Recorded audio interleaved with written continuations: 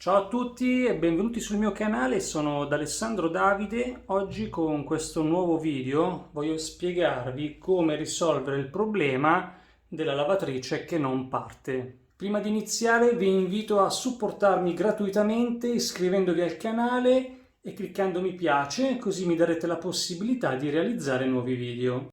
Vi ricordo che in tutti i miei video, compreso questo, nella parte bassa dovrebbe esserci scritto da qualche parte commenti. Se ci cliccate sopra ci saranno i link per accedere all'elenco dei pezzi di ricambio utilizzati durante le riparazioni.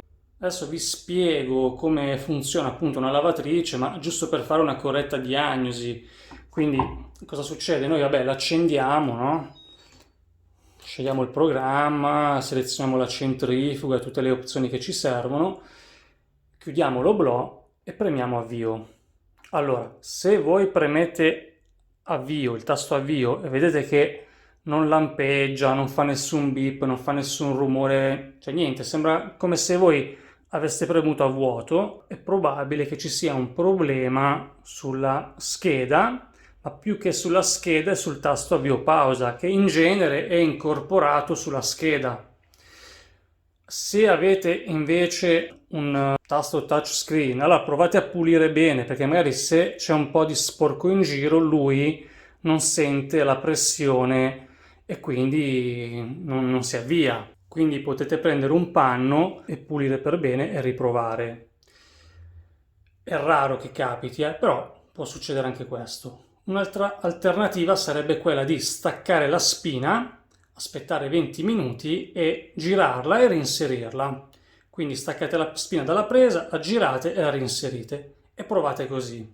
Potrebbe esserci delle dispersioni di corrente magari nell'impianto che vanno in conflitto con la scheda, o potrebbe esserci anche una dispersione di corrente che arriva dalla resistenza che va in conflitto con la scheda e la blocca, la manda un po' in tilt. Può capitare anche questo, però è veramente raro.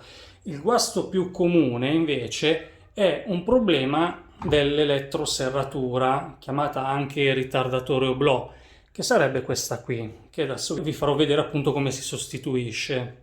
Comunque sappiate che dal momento che chiudete l'oblò, premete il tasto avvio, si chiude l'elettroserratura, la prima cosa che fa la lavatrice non è quella di caricare l'acqua, ma è quella di scaricare l'acqua. Quindi la prima cosa che parte nel 99% dei casi è la pompa di scarico. Mi dimenticavo di dirvi, questa è una lavatrice AEG fatta dall'Electrolux, quindi Rex, Electrolux, AEG, Zoppas sono la stessa cosa. Ma questo procedimento, queste spiegazioni che vi sto dando vanno bene anche per altri modelli, altre marche di lavatrici, quindi va bene anche per Whirlpool, Samsung, LG, cioè il procedimento è quello, è simile un po' per tutte le marche.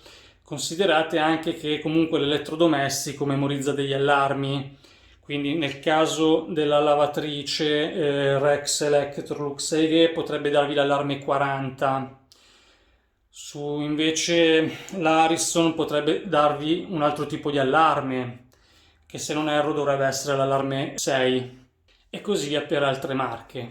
Però potete appunto verificare il funzionamento in questo modo qui. Quindi premete avvio, l'elettrosteratura aggancia, quindi l'oblò viene bloccato, non riuscite ad aprirlo, parte la pompa di scarico. Quindi capite anche voi che se l'oblò non rimane agganciato, cioè voi riuscite ad aprirlo lo stesso, e vuol dire appunto che c'è l'elettroserratura guasta. Se invece l'oblò rimane agganciato ma la lavatrice non parte, non sentite che va, molto probabilmente c'è la pompa di scarico guasta o bloccata. Quindi se vi abbassate e avvicinate l'orecchio vicino al filtro, magari sentite anche un ronzio che vi fa capire appunto che la corrente alla pompa di scarico arriva, però questa non spunta, non parte, e quindi per voi è come se non partisse la lavatrice, ma in realtà si sente questo ronzio. Quindi magari andate a svitare il filtro, guardate dentro se c'è qualcosa che blocca la ventolina, ma potrebbe anche essere che non faccia rumore perché magari arriva corrente ma la pompetta è completamente guasta e quindi non fa nessun rumore. Adesso vediamo insieme come sostituire l'elettroserratura. Poi se vedo che questo video riceve tanti mi piace, magari la prossima volta faccio una seconda parte e vi faccio vedere appunto come sostituire la pompa di scarico. Quindi adesso andiamo a sganciare la parte davanti della gomma oblò.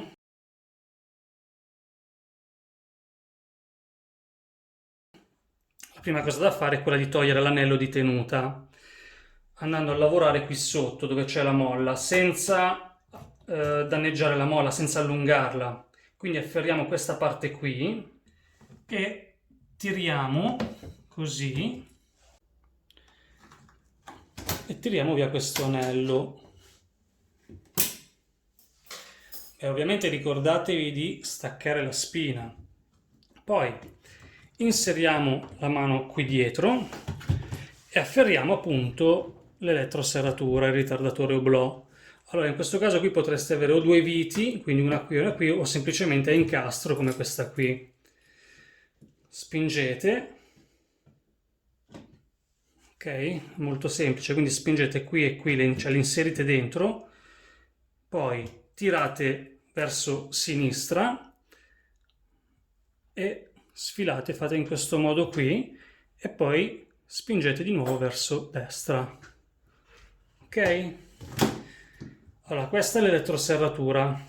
Poi ogni modello ne ha una diversa. Comunque, giù in basso, qui sotto nel primo commento, il primo commento in alto è il mio, vi lascio il link con l'elenco completo di tutte le elettroserrature di tutte le marche. Voi vedete quella uguale alla vostra e la comprate. A questo punto dovete staccare il morsetto. Vabbè, qui questa è un po' più complicata perché c'è anche questa parte qui che va sganciata.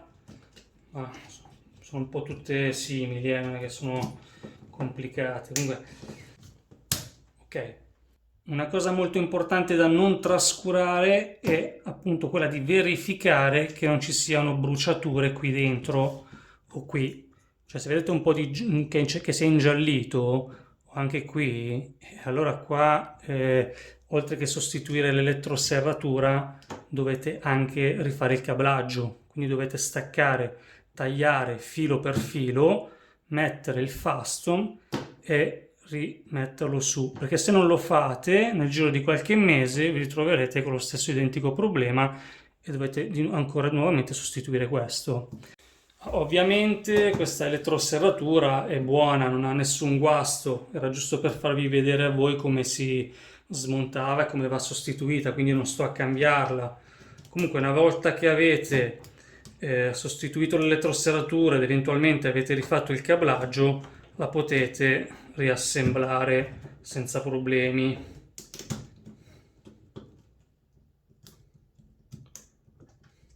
Quindi reinserite dentro, quindi le inserite prima in questo, cioè andando verso sinistra, poi la inserite e spingete verso destra e si riaggancia, ok?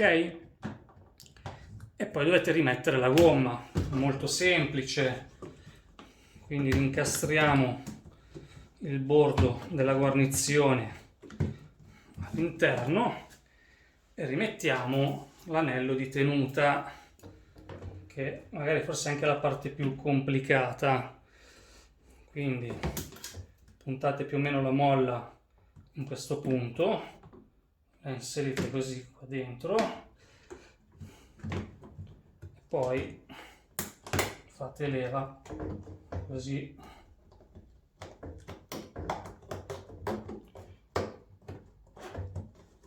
poi controllate che sia ben inserita all'interno, controllate anche qui sotto che la gomma sia messa bene.